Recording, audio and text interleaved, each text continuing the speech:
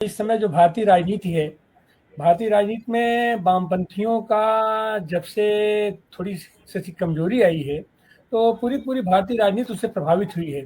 और उसमें खास करके ये जो ये कहा जाता है कि ये जो समाजवादी आंदोलन है, और खास करके लोहिया की भी आज जयंती है, तो उनको भी याद करना चाहेंगे इसमें। और खास करके ये जो समाजवादी आंदोलन है और वामपंथी आंदोलन भी तो समाजवादी आंदोलन ही है। वैज्ञानिक समाजवाद है, और यहाँ लोकतांत्रिक समाजवाद है, राष्ट्रवादी समाजवाद है, राष्ट्रीय समाजवाद है, गांधीवादी समाजवाद है। समाजवाद के तो तमाम रूप बन गए हैं। तो क्या आपको ऐसा लगता है कि ये सारे समाजवादी धारा अगर एक साथ इकट्ठा होकर के उस समय से ही अगर काम किए होते, तो आज भी विकल्प दूसरा बनता?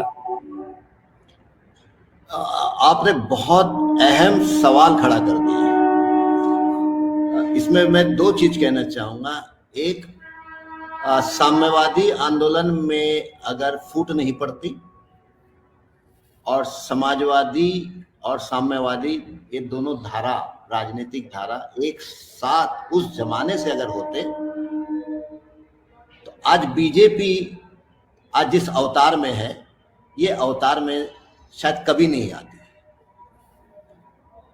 आरएसएस और बीजेपी का जो प्रभाव, अब तो मैं ये कहता हूं कि भाई अब तो भारतीय राजनीति तो राइट विंग हो गई है, मतलब उस दिशा में निकल पड़ी है। अगर देश में कम्युनिस्ट आंदोलन में फूट नहीं पड़ता और देश में कम्युनिस्ट और सोशलिस्ट ये दोनों अगर उस जमाने से एक साथ मतभेदों के साथ भी एक साथ अगर रहते, अलायंस में रहते, तो ये चित्र जो आज देश का है, यकीनन इससे देश को बचा लिया जा सकता था। इसमें मैं किसी प्रकार की तात्विक बहस ही नहीं करना चाहता। जी जम्मू जी, अगर का तो दौर अब खत्म हो गया, अब तो केवल मगर और मगर है। तो इस मगर में आज की तारीख में भी जिस तरीके से दक्षिणपंथी ताकतें एकजुट होकर के और सारे उसकी धाराएं एकजुट होकर के अपना मैं ये नियमित प्रयास कर रही हैं और अपना ये लगातार शक्तिवर्धन करती जा रही हैं, तो क्या आपको लगता है कि आज की तारीख में फिर वो चीज आ सकती है कि सारे समाजवादी धारा इकट्ठा होकर के एक विकल्प देने की कोशिश करें? देखिए, आज का जो वर्तमान दौर है, उसमें सिर्फ समाजवादी या कम्युनिस्ट इकट्ठे होकर तक सीमित नहीं है। आज के दौर में तो एक व्यापक जिसको कहते हैं कि प्लेटफॉर्म, जिसमें बुनियादी तौर पर जनतंत्र की बात हो, जिसमें धर्मनिरपेक्षता की बात हो, जिसमें संविधान की बात हो, और जिसमें ऐसी आर्थिक नीतियां हो जो इस देश के अंदर खास करके सार्वजनिक क्षेत्र जो है उसको वापस खड़ा करने का एक नीति, व्यापक नीति बने। ऐसा मोटा मोटी कुछ मुद्दे पे एक जगह आए, जिसको मैं कहता हूं कि ये सिर्फ समाजवादी और कम्युनिस्टों तक मर्यादित नहीं है। ये एक रेनबो कोलिशन जिसको कहते हैं, उस प्रकार का एक कोलिशन को मैं समझता हूं। और जो कुछ हद तक एक इंडिया अलायंस के रूप में वो उभरा जरूर है, लेकिन वो सिर्फ चुनाव के लिए उभरा था। मैं समझता हूं कि वही एक रास्ता आज है कि वो तमाम फोर्सेस जिनका जनवाद पे, जिनका संविधान पे, जिनका लोकतंत्र पे, जिनका धर्मनिरपेक्षता पे विश्वास है, उनको एक जगह आने चाहिए। ये बात सही है कि ये रेनबो कोलिशन जिसकी बात कर रहा हूं, ये तब तक टिका रह सकता है, या इसके टिके रहने की जो शर्त होगी वो शर्त है कि इसमें जो समाजवादी और जो साम्यवादी है, इनकी भूमिका निर्णायक होगी। ये चाहेंगे तो ये अलायंस टिक सकेगा, ये नहीं चाहेंगे तो ये अलायंस नहीं टिक सकता। अच्छा जम्मू जी, हम देखते हैं कि इस बीच ये जो भारतीय जनता पार्टी को केंद्र में रख करके जो एक अलायंस इंडिया का अलायंस बना है, उसमें भी तो इसको एकजुट करने का, इसको ताकत देने का काम तो ये जो तथाकथित कांग्रेस है या समाजवादी लोग ही, उसके भी पृष्ठभूमि में हमको पर्याप्त मात्रा में दिखाई पड़ते हैं। और ऐसी हालत में जो इंडिया अलायंस बना है, इंडिया अलायंस में भी क्या उस तरीके से जो जिजीविषा वहां है उसमें और इसमें आप क्या अंतर देखते हैं? ये आखिर क्यों विकल्प नहीं दे पा रहा है? और वो विकल्प अपने तमाम अंदरूनी झगड़ों के बावजूद, वैचारिक वो मतभेदों के बावजूद वो लगातार मजबूत होता जा रहा है। नहीं, इसमें एक बहुत मतलब वैचारिक बदलाव जिसको कहते हैं कि देखिए, जो एक आंदोलन एंटी कांग्रेसिज्म से खड़ा हुआ था और उस एंटी कांग्रेसिज्म का जो मुख्य जिसको कहते हैं कि पिलर, नींव, तो समाजवादी थे। लेकिन 1974 से लेकर 2014, तो कितने साल हो गए, ये जो एंटी कांग्रेसिज्म के पूरी अवधारणा से बाहर निकले, ये मैं समझता हूं कि बहुत बड़ी राजनीतिक डेवलपमेंट है। क्योंकि कम्युनिस्ट कांग्रेस से संघर्ष भी किए, कांग्रेस का सबसे ज्यादा अत्याचार अगर सहना पड़ा तो कम्युनिस्टों पे पड़ा, क्योंकि वो एक बड़ी धारा थी। पहली सरकार अगर डिसमिस हुई तो कम्युनिस्टों की हुई। लेकिन वो एंटी कांग्रेसिज्म उनका वो आधार नहीं था।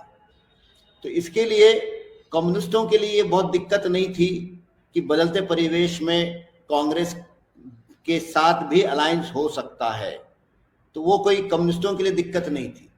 लेकिन समाजवादियों के लिए मुझे लगता है कि ये बहुत ज्यादा दिक्कत का मसला था कि कैसे हम एक ऐसे अलायंस के हिस्से बन सकते हैं कि जिसमें कांग्रेस भी हो।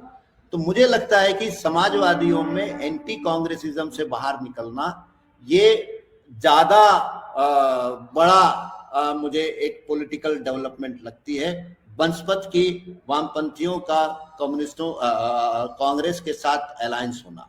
वो तो रहे हैं। तो ये एक बड़ी डेवलपमेंट है कि भारतीय राजनीति में अगर फासीवाद का मुकाबला करना हो, भारतीय राजनीति में अगर सांप्रदायिकता का मुकाबला करना हो, भारतीय राजनीति को इस वक्त सांप्रदायिक शक्तियों ने जिस तरीके से निर्णायक हुए हैं, इसको अगर पलटना हो, इसमें कांग्रेस भी कांग्रेस एक बड़ी उसकी भूमिका है। इसको स्वीकार करना तात्विक तरीके से ये बड़ी डेवलपमेंट है और मुझे ऐसा लगता है कि उसके हमको परिणाम दिख रहे हैं। और खास करके लोकसभा के चुनाव में जिस 400 पार को रोकने का और 400 पार तो मतलब ये हुआ कि 303 भी वो बचा नहीं पाए, 283 भी बचा नहीं पाए, 272 भी ला नहीं पाए, 240 में अगर रोक सकें तो इसका मुख्य कारण ये है कि समाजवादियों के मतलब सोच में एंटी कांग्रेसिज्म को उन्होंने जो त्यागा और फिर उस अलायंस में समाजवादी और साम्यवादी दोनों रहे हैं, यही वो मुख्य कारण है कि कहीं ना कहीं देश की राजनीति में 2024 के लोकसभा का जो चुनाव है, उस चुनाव में 400 पार को रोक पाना और 240 में लाने में वो निर्णायक शक्ति रही है। जी, जो बात बढ़ रही है, लेकिन कांग्रेस जो है वो जब उसके नेता ये खुद कहते हैं, राहुल गांधी खुद कहते हैं कि भाई 50% कांग्रेस के जो लोग हैं वो स्लीपर सेल बने हुए हैं भारतीय जनता पार्टी के, और वो स्पेसिफिक कहते हैं और जाके वो गुजरात में कहते हैं। अब सवाल ये है कि उसको कैसे रोका जा सकता है? देखिए, ऐसा है, मुझे लगता है कि कांग्रेस जो है मैं कांग्रेस को कभी एक मोनोलिथिक पार्टी नहीं माना। कांग्रेस एक प्रवाह है जिसमें कई गुट एक साथ काम करते हैं और उसमें 3 धाराएं हर समय रही है। जो मजबूत धारा है और कांग्रेस के बाहर जो धारा है, इनके बीच की यूनिटी कांग्रेस की दिशा को तय करती है। इसके लिए कॉमरेड डांगे ने उस जमाने में कहा था कि कांग्रेस की दिशा क्या होगी, ये इस पे बहुत निर्भर करता है कि कांग्रेस के बाहर जो है कि कौन सी धारा मजबूत है। कम्युनिस्ट सोशलिस्ट अगर ये मजबूत है तो कांग्रेस की जो ओरिएंटेशन होगी वो left, centre of the left होगी। अगर कांग्रेस के बाहर देश की राजनीति में अगर लेफ्ट और सोशलिस्ट ये कमजोर हो जाएंगे तो कांग्रेस जो है राइट ऑफ द सेंटर हो जाएगी।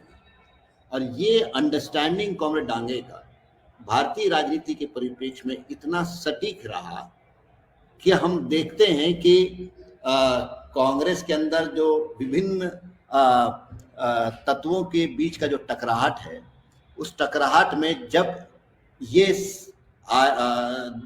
मतलब जैसे कम्युनिस्ट कमजोर हो गए राजनीति में, समाजवादी भी जब कमजोर हुए और 1990 में जब नई आर्थिक नीति जब आई तो कांग्रेस के अंदर का जो राइट विंग है वो ड्राइवर सीट में आ गया। मतलब कांग्रेस को अगर लेफ्ट ऑफ द सेंटर रखना हो तो फिर राजनीति में कम्युनिस्ट और सोशलिस्ट इनका मजबूत होना बहुत जरूरी है, क्योंकि वो मोनोलिथिक पार्टी नहीं है। मुझे ऐसा लगता है, देखिए इमरजेंसी पे काफी बहस कर लीजिए, लेकिन अगर इस देश के अंदर राष्ट्रीयकरण हुआ है, बैंकों का हो और अन्य उद्योगों का हुआ है, अगर रजवाड़ों के पेंशन खत्म हुए हैं तो ये भी उसकी उपलब्धि है। और अभी अघोषित अगर इमरजेंसी चल रही है तो यहाँ क्योंकि सरकार राइट विंग की है और राजनीति में कम्युनिस्ट और सोशलिस्ट कमजोर है, तो प्राइवेटाइजेशन धड़ल्ले से चल रही है और देश का संसाधन धड़ल्ले से इस देश के दो पूंजीपतियों के हवाले कर देना संभव हो रहा है। तो कहीं ना कहीं और उसी का परिणाम है कि ग्लोबलाइजेशन की प्रोसेस ने दो आंदोलन को बहुत नुकसान पहुंचाया है। एक और राजनीति को भी, समावेशी राजनीति को 90 के बाद कमजोर होना पड़ा, क्योंकि हमने देखा कि ग्लोबलाइजेशन एक तरफ चुनौती बनी तो दूसरी तरफ सांप्रदायिकता चुनौती बनी, मंदिर और मस्जिद का मसला। तो सबसे बड़ा नुकसान कांग्रेस को हुआ और दूसरा आंदोलन को हुआ, यानी कम्युनिस्टों को भी हुआ, क्योंकि लोग भूखे रहना पसंद करते थे, बेरोजगारी के खिलाफ लड़ना पसंद करते थे और ईंटें लेके जाना जो है उनकी प्राथमिक कर्तव्य बन गया था। तो सांप्रदायिकता का राजनीति जम्मू जी समय बहुत कम, इस वक्त हिंदुत्व की सबसे बड़ी चुनौती मानता हूँ। वो इसलिए मैं मानता हूँ कि ये लड़ाई हिंदू बनाम मुस्लिम नहीं है, ये लड़ाई हिंदू बनाम हिंदू है। इसलिए जो बहुजन समाज है, जो दलित समाज है, उसकी अवचेतना में हिंदू या हिंदू आइडेंटिटी जो दबी थी, उसको मुख्य पहचान में बदलने में जो पिछले 60 साल आरएसएस ने प्रयत्न किया, उसमें उसको सफलता मिली। और आज हिंदुत्व की पालखी जो है वो उच्च वर्णीय नहीं ढो रहा है, वो अगर कोई ढो रहा है वो बहुजन समाज ढो रहा है। और देश का प्रधानमंत्री ओबीसी है, जो इस कलर में राजनीति को समझना चाहते हैं ना, तो मैं तो उनको कहना चाहता हूँ कि भाई ये तो ओबीसी है, अमित शाह भी ओबीसी है। तो ओबीसी यानी बहुजन समाज की कंधों पर देश का हिंदुत्व, देश का फासीवाद राज कर रहा है या वो बढ़ रहा है। तो ये हिंदू बनाम हिंदू की लड़ाई को हम कैसे लड़ेंगे और ये कैसे हम हिंदुओं को समझा पाएंगे कि आरएसएस ये हिंदुओं की हित की बात नहीं करती है। आरएसएस एकमात्र ऐसी संगठन है जो सबसे ज्यादा हिंदुओं की अहित की बात करने वाली, उस विचारधारा को मानने वाली वो संगठन है, नंबर एक। नंबर दो ये है कि 1990 में जिस ग्लोबलाइजेशन के रास्ते को अपनाया गया, मैं समझता हूं कि खुलकर ये कहने की बात है कि वो ग्लोबलाइजेशन की प्रक्रिया से उसका क्रिटिकल एनालिसिस होने की जरूरत है। और इस देश के अंदर जो विषमता है, इस देश के अंदर जो बेरोजगारी है, ये दो मुद्दे इस देश के प्रमुख मुद्दे हैं। तो मतलब हिंदुत्व उधर और इधर हमारे दैनंदिन जीवन के जो संघर्ष है और मुद्दे हैं, जिसमें रोजगार और विषमता ये प्रमुख है। और जहां तक लाइक ब्रॉडर अलायंस की जरूरत है असंगठित क्षेत्र के श्रमिकों की, और जो चुनौतियां हैं वो आपने बताई हैं।